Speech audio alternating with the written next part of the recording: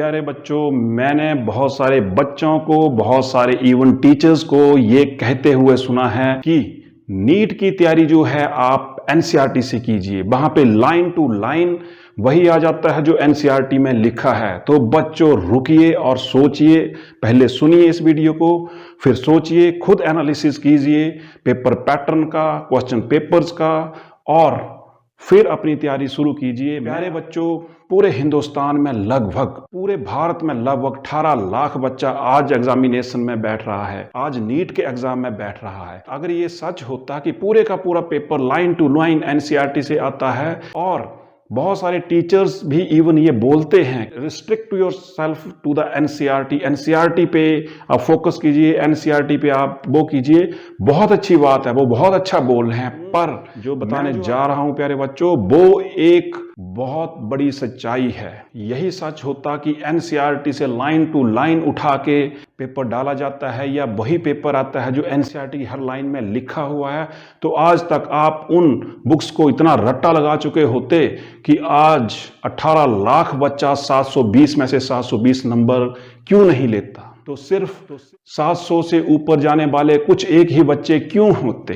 अगर यही लास्ट सच होता कि एनसीईआरटी से ही सब कुछ आता है, प्यारे बच्चों, मैं आपको इसका पूरे डिटेल में आपको यहाँ पे समझाता हूँ कि एक्चुअल में है क्या। नीट एनसीईआरटी बेस्ड है। आप सब जरा अब ध्यान दें कि मैं क्या बोलने जा रहा हूँ। प्यारे बच्चों, NEET exam is NCERT based. NEET का एग्जाम एनसीईआरटी बेस्ड है, ये मैं बिल्कुल कतई ही इसको नकार नहीं रहा हूं, मैं इससे फुल एग्री हूं। पर अगर आप ऐसा बोलो कि एनसीईआरटी से ही लाइन टू लाइन सब आएगा, प्यारे बच्चों, वो बिल्कुल गलत है। उसको मैं नकारता हूं, वो बिल्कुल गलत है। अगर कोई ऐसा बोलता है कि खाली आप एनसीईआरटी पढ़ के इस एग्जाम को, जहां 18 लाख बच्चा बैठा हुआ है, आप उसको क्रैक कर लोगे, तो आप किसी भ्रम में जी रहे हो। फिर NEET is NCERT based, okay. NEET exam NCERT based है, इससे मैं पूर्ण सहमत हूं। पर अगर आप ऐसा बोलो कि नीट पूरे का पूरा एनसीईआरटी से आएगा, तो ये टोटल गलत है। आपको इन डेप्थ स्टडी के लिए एनसीईआरटी तो एक रीढ़ की हड्डी हुई ना, उसके लेफ्ट भी देखना है आपको, बाजू है, सर है, फेफड़े हैं, किडनी है, आपको हर चीज डिटेल में करनी पड़ेगी, तब आप, और वो बहुत आसानी से हो जाता है। ऐसा नहीं है कि आपको बहुत ज्यादा एक्स्ट्रा करना पड़ेगा। आपको तो ऐसे स्टूडेंट्स जो रट्टा लगाई जा रहे हैं उनसे बहुत कम मेहनत करना पड़ती है। फर्क ये है कि हमें बिल्कुल एक स्टोरी की तरह इस तरह से विजुलाइज करना है हमको। फॉर एग्जाम्पल, मान लो कोई भी आपका टॉपिक है, आप उसको जड़ से लेके टॉप तक उसकी हर चीज को जान लो। होता क्या है, एग्जाम तो किसी भी तरह से क्वेश्चन को घुमाया जा सकता है ना, तो अब उस क्वेश्चन को टैकल करने के लिए जिन बच्चों का बेस इन डेप्थ बना हुआ है, वो तो उसको आसानी से क्लियर कर लेंगे, उनको तो कहीं ना कहीं से वो उसका क्लू ले लेंगे। पर जिसने सिर्फ इतनी सी सोच रखी हुई है कि सिर्फ हम एनसीईआरटी को, उस लाइन को रट्टा लगा के या एनसीईआरटी बुक्स को पढ़ के इसको कर लेंगे, तो वो स्टूडेंट भी गलतफहमी में जी रहा है, और जो कोई भी इस तरह से उसको गाइडेंस दे रहा है, वो खुद भी गलत है और वो गलत गाइड कर रहा है। नीट एक समंदर है, उसको कूद के जाना पार, उसको तैर के जाना हमको पार। हमें बहुत इन डेप्थ नॉलेज होना चाहिए इसके बारे में, ताकि ना कि हम नीट ही क्रैक कर सकें, और लाइफ में भी अभी आपका पीजी नीट होगा, उस टाइम आपको फिर यही बेसिक चीजें वहां पे पूछी जाएंगी। तो आपको एक सोच बदलनी है, आपको अभी सोचना है इसके ऊपर, और इसके ऊपर अभी आपको अमल करना भी चाहिए। ये मेरी आपको सजेशन है। तो प्यारे बच्चों, नीट एनसीईआरटी बेस्ड है, पर हर चीज एनसीईआरटी से आएगी ये नहीं है। अब मैं आपको यहाँ पे बताऊंगा थोड़ा सा। ये देखिए, आप नीट में जो क्वेश्चंस आते हैं और जो स्टूडेंट्स उसको अटेम्प्ट कर पाते हैं, वो कुछ इस तरह से है। जो फर्स्ट 50 to 55 क्वेश्चन होंगे सारे पेपर में, मान लो 100 क्वेश्चन सेट है, तो उसमें से 50 से 55% क्वेश्चन तो हर बच्चा अटेम्प्ट कर लेगा। लगभग 60 से 70% बच्चे जो एग्जाम में अपीयर हो रहे हैं, वो सारे के सारे इसको अटेम्प्ट कर लेंगे।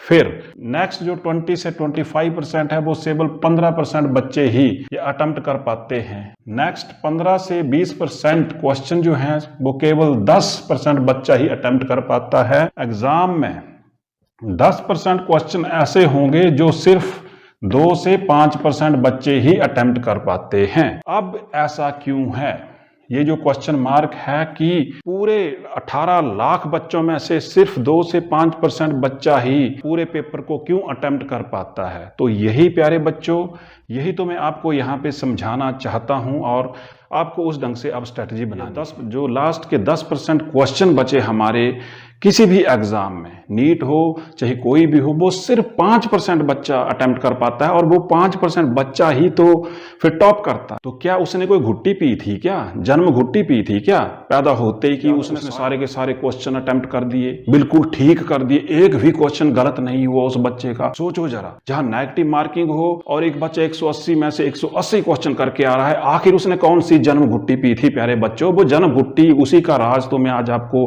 डिस्क्लोज कर रहा हूं यहाँ पे। आप उस स्ट्रेटेजी को फॉलो कीजिए आज और अभी से, अपनी सोच को बदलिए। अगर आप भी उन 90% में से आगे जा रहे हैं तो आपको जरूरत है यहां रुकने की, थोड़ी देर सोचने की और फिर अपनी एक स्ट्रेटेजी बनाने की। प्यारे बच्चों, कोई भी युद्ध हो, चाहे वो लाइफ का हो, चाहे वो मैदान में हो, किसी जंग में हो, फौजें जितनी भी ज्यादा हो, वो डिपेंड नहीं करता। किसी भी सेना का युद्ध जो जीतती है वो स्ट्रेटेजी के ऊपर काम करती है। उसके दिमाग में एक प्लानिंग होती है, एक डेफिनेट प्लानिंग होती है कि हमने ऐसा ऐसा करना है। जिसके पास प्लानिंग ही नहीं है, जो तैयारी करे जा रहा है बच्चा, वो कैसे क्वालिफाई करेगा। वो तो 7 जन्म तक उससे क्रैक नहीं कर सकता, वो एग्जाम उससे क्वालिफाई होगा ही नहीं, क्योंकि उसने सोच ही गलत डेवलप कर ली है। चाहे वो कोचिंग ले, ट्यूशन ले या 5-5 साल लगा दे, इट इज इम्पॉसिबल। और ऐसे भी बच्चे हैं जो फर्स्ट टाइम अटेम्प्ट कर जाते हैं। लगभग 60% बच्चा, 60 to 70% बच्चा फ्रेशर्स होता है, याद रखना आप। और फ्रेशर, कोई भी फ्रेशर बच्चा जब नीट में बैठता है तो उसमें 100% जोश होता है प्यारे बच्चों। अगर आप इस बार रह जाते हो तो नेक्स्ट टाइम कहीं ना कहीं आपके मन में तो डर रहेगा ही ना कि पता नहीं है, पिछली बार भी मेरा नहीं हो पाया था, मैं कुछ नंबर से रह गया था या रह गई थी। तो कहीं ना कहीं तो वो है। तो 100% जोश किसमें है, जो फ्रेशर है। तो बिल्कुल फर्स्ट टाइम में हमने इसको क्रैक करना है। ये कोई बहुत बड़ा पहाड़ नहीं है जिसको हम पार ना कर सकें। ये तो एक पड़ाव है, ये तो एक पड़ाव है। अब मुझे हमारे एक प्राइम मिनिस्टर की एक यहाँ पे बहुत अच्छी पोइम याद आती है, वो लाइंस याद आती है जिसने मेरे को हमेशा मोटिवेट किया। और वो क्या थी, पड़ाव को हम समझ बैठे मंजिल, लक से हुआ आंखों से ओझल, आओ अपने हड्डियों का वज्र बनाएं और अपनी मंजिल का दीपक जलाएं। कुछ इस तरह से पोइम्स थी, कुछ इस तरह से वो लाइंस थी। बोलने का मतलब, पड़ाव को हम समझ बैठे मंजिल, हमारी मंजिल सिर्फ ये नीट को क्रॉस करना नहीं, ये तो छोटा सा स्पीड ब्रेकर है जिससे आगे आपकी असली दुनिया शुरू होने वाली है। इसको तो क्रॉस करना है। अब इसी क्रॉस पे हम 1 साल, 2 साल, 3 साल लगा दें तो वो तो कोई समझदारी है ही नहीं प्यारे बच्चों। तो मैं ये बोल रहा हूं, सही स्ट्रैटेजी, सही प्लानिंग, सही टाइम पे सही गाइडेंस ही आपको इस एग्जाम में या किसी भी एग्जाम में सक्सेस बनाती है। तो प्यारे बच्चों, आज के लिए इतना ही। मिलते हैं हम अगले वीडियो में। तो तब तक आप सब स्वस्थ रहें, खुश रहें और पूरे जोश में रहें, जुनून में रहें। एक रिक्वेस्ट जरूर रहेगी, तो प्यारे बच्चों लाइक जरूर कीजिए वीडियो को, ताकि जोश बना रहे वीडियो बनाती बार। तो प्यारे बच्चों, आपको कोई भी इंफॉर्मेशन, कोई भी अपडेट इस चैनल की बिल्कुल उसी टाइम मिले, इसके लिए आप इस चैनल को जरूर सब्सक्राइब कीजिए और कमेंट सेक्शन में जरूर अपनी फीडबैक वीडियो के अंत में लिखें, ताकि मेरे को ये पता लग सके कि प्यारे बच्चों, बीच में जो जोड़ने वाली एक कड़ी है वो है हमारा कमेंट सेक्शन। कमेंट सेक्शन से ही आपके हर फीडबैक का मेरे को पता लगेगा कि आप क्या सोच रहे हो। तो प्यारे बच्चों, आज के लिए इतना ही। मिलते हैं जल्दी ही अगले वीडियो। तब तक स्वस्थ रहें, खुश रहें और पूरे जोश में रहें।